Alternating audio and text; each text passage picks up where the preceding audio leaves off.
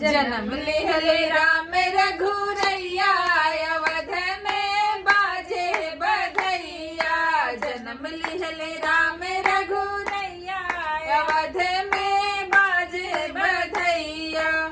बाजे बधैया हो बाजे बधैया, बाजे बधैया हो बाजे बधैया। जन्म लिहले राम रघुरैया अवध में बाजे बधैया। जन्म लिहले राम रघुरैया अवध में